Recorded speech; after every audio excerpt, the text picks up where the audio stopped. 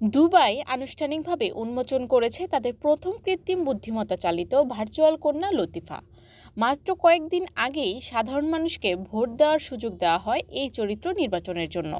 প্রায় 14,000 মানুষের ভোটে 3টি নামের মধ্যে সবার পছন্দ হয় লতিফা। প্রকল্পটি শুরু হয়েছে প্রথম চরিত্র এক কন্যাকে সামাজিক যোগাযোগ মাধ্যমের একটি ভিডিওতে পরিচয় করানোর মাধ্যমে।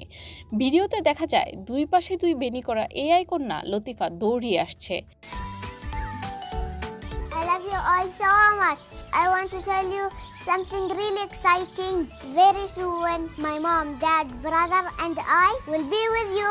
And because we are an AI family, we don't have names yet. I want you to choose a name for me. Dubai, Mira, or Latifa. What name you will give me? I love you all so much.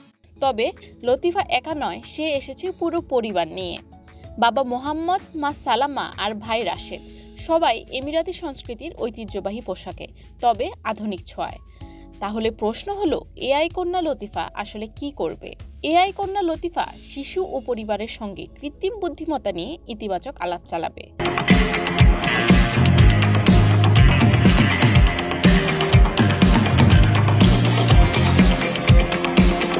প্রযুক্তি ব্যবহার নিয়ে মানুষকে সচেতন করবে এবং সেই সাথে নিরাপদ ও দায়িত্বশীল ডিজিটাল আচরণ শেখাবে। বিশেষজ্ঞদের মতে লতিফা শুধু একটি ভার্চুয়াল চরিত্র নয়, বরং মানুষের সঙ্গে প্রযুক্তির সম্পর্ক আরও গভীর করার এক নতুন অধ্যায়। এতক্ষণ আপনাদের সাথে ছিলাম আমি তানজিনা তাহরিন।